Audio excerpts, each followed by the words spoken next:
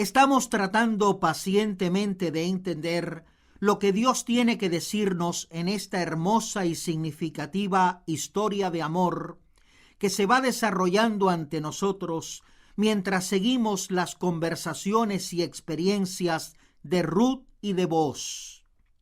De Ruth la moabita, la mujer maldita, la viuda que no tiene nada a su favor, y Booz, el hombre rico y poderoso, que es una representación del propio Señor Jesucristo.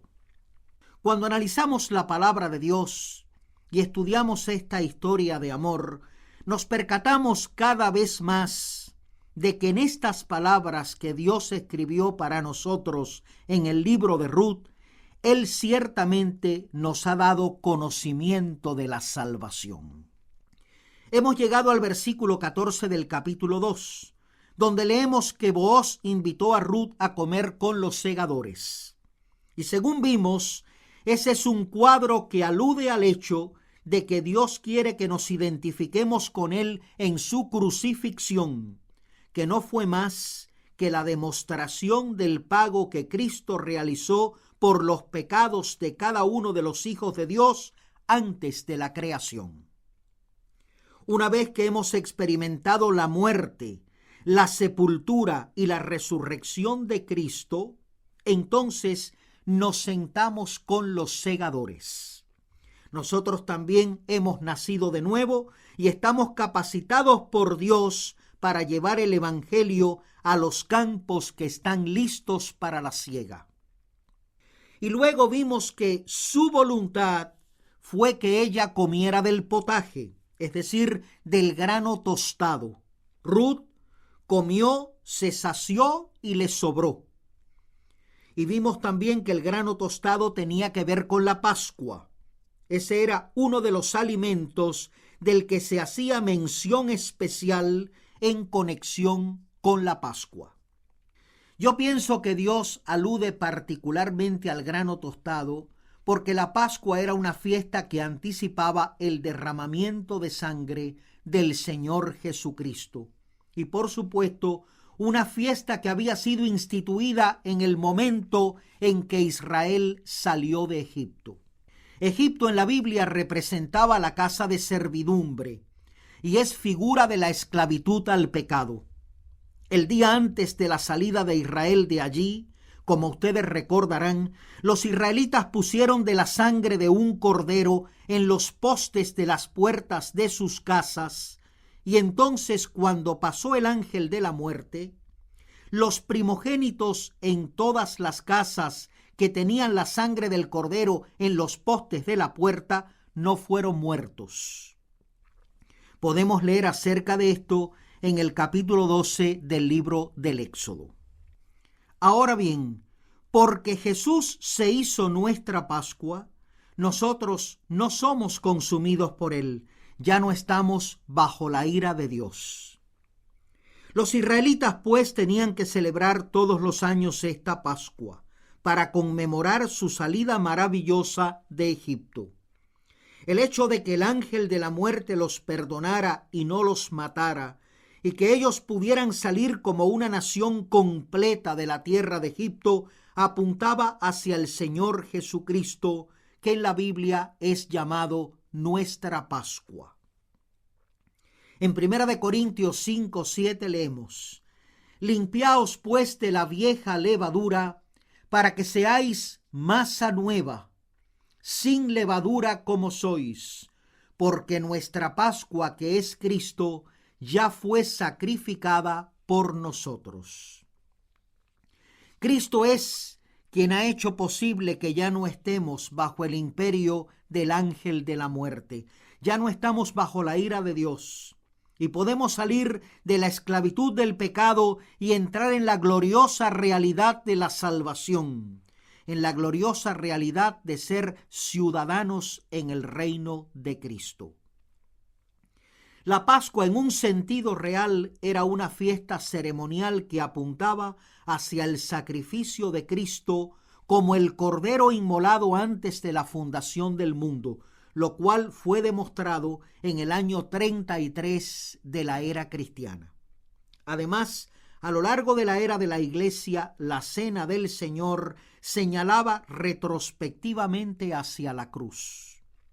La cena del Señor fue instituida al mismo tiempo que se celebraba la última Pascua en el aposento alto, donde Cristo se reunió con sus discípulos antes de ser crucificado. Él comió la Pascua y en esa misma cena pascual Él instituyó la cena del Señor. Por lo tanto, estas dos fiestas están íntimamente relacionadas. En la primera parte de Ruth 2:14, vimos que el vinagre tenía que ver con el hecho de que nosotros estamos identificados con Cristo en su sufrimiento. Además, comer del pan es participar espiritualmente del Señor Jesucristo, puesto que Él es el pan de vida.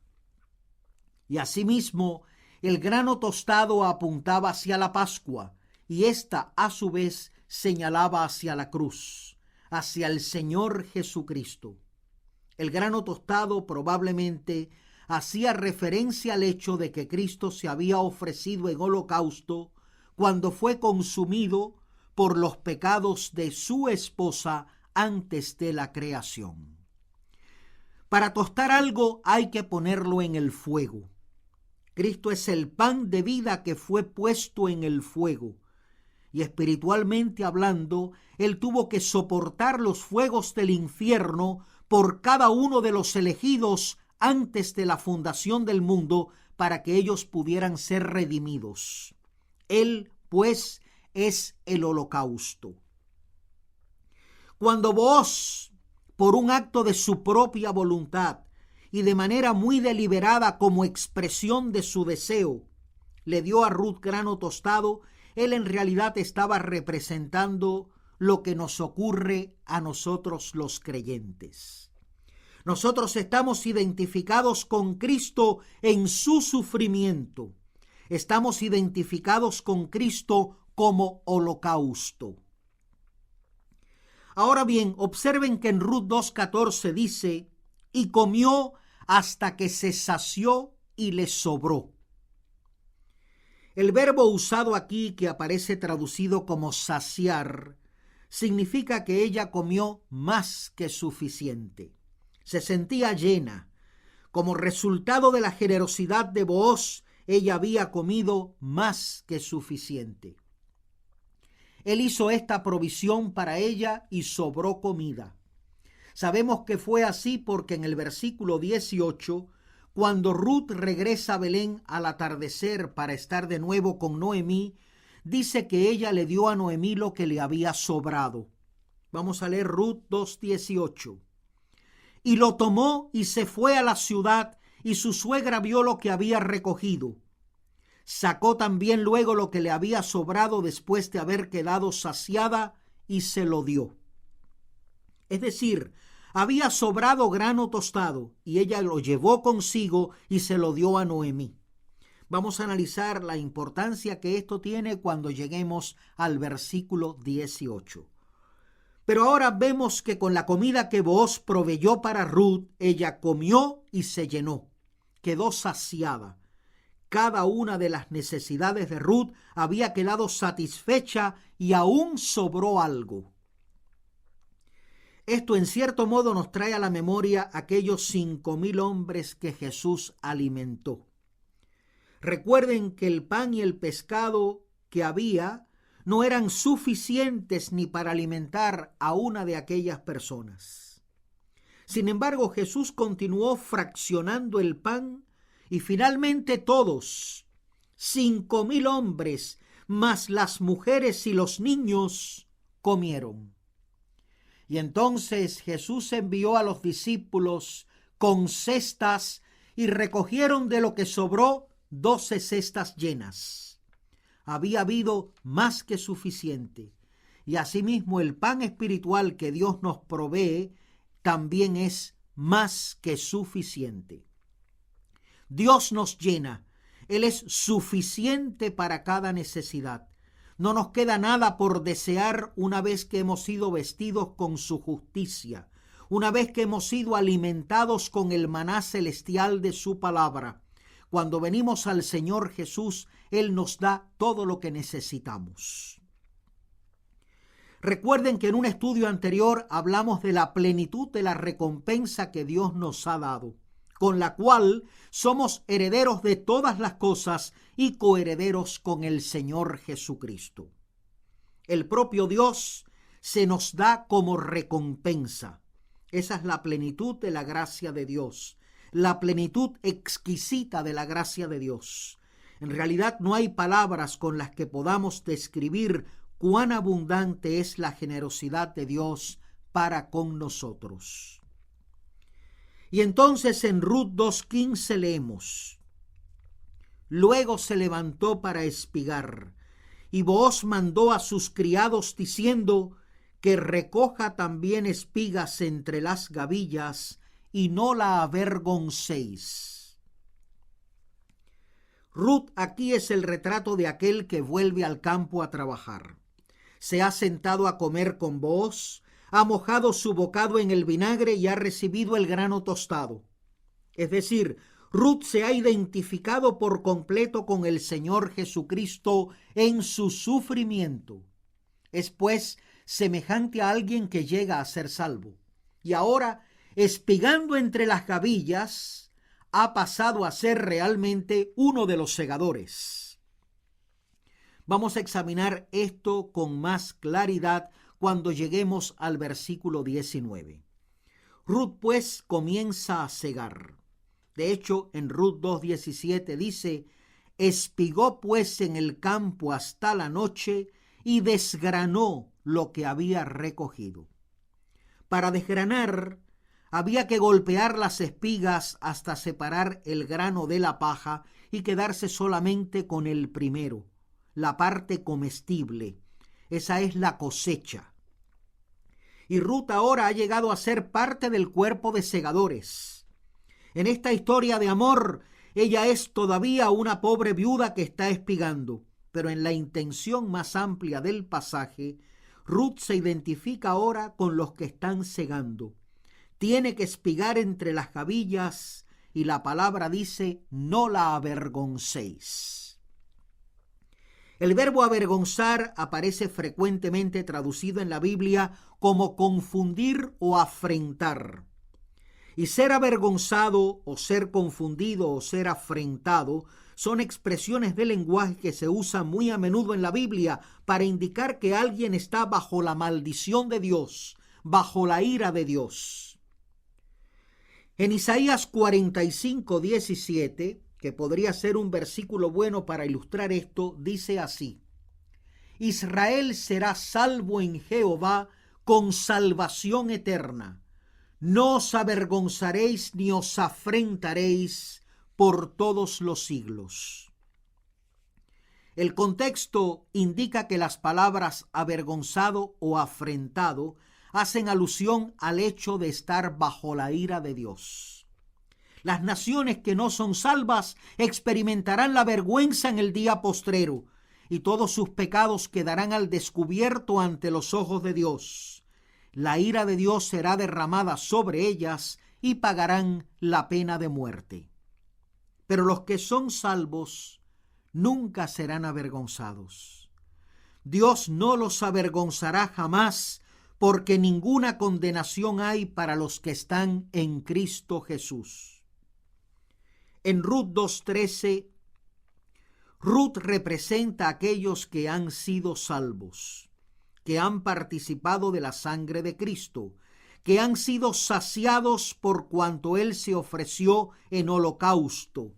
Cristo se hizo grano tostado, si quieren decirlo así, a favor de ellos.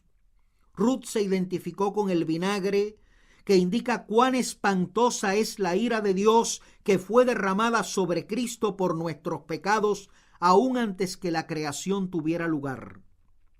Y ahora ella también comienza a desempeñarse como segadora.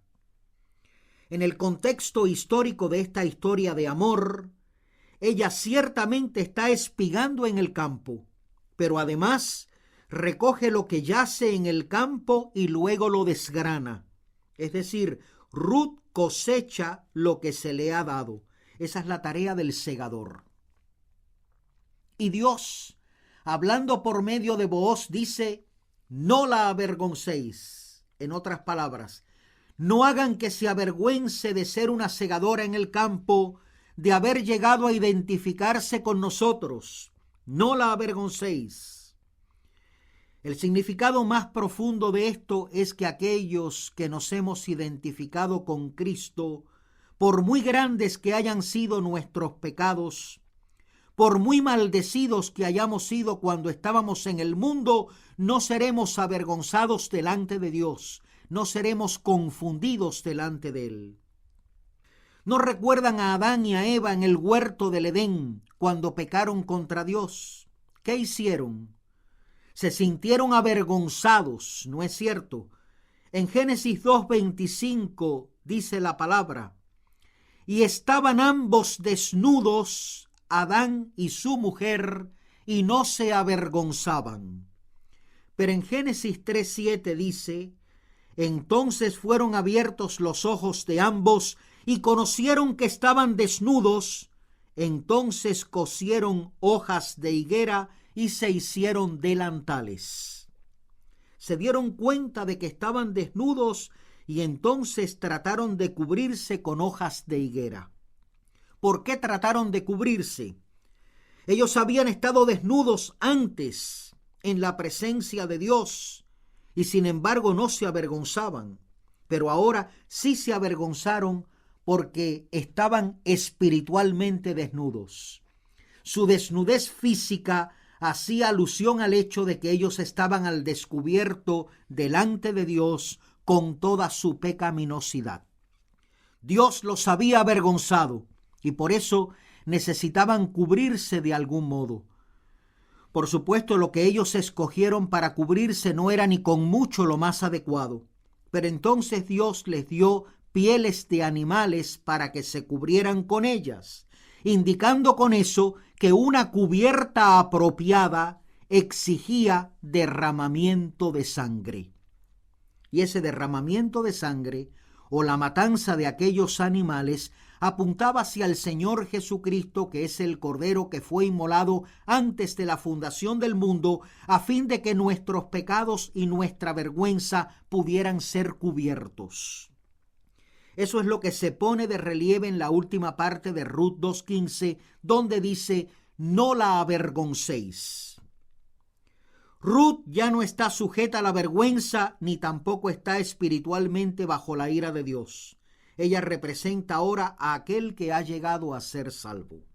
En Ruth 2:17 leemos: espigó pues en el campo hasta la noche y desgranó lo que había recogido.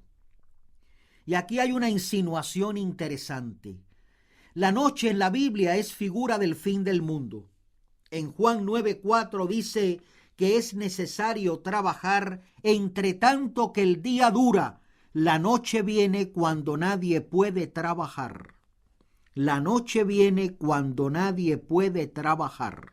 A lo largo de los últimos 23 años, durante el tiempo de la gran tribulación, Dios estuvo separando el trigo de la cizaña, según leemos en el capítulo 13 de Mateo, y en varias parábolas en las que Dios asemeja su reino a un campo listo para la siega, donde todas las plantas crecen juntas.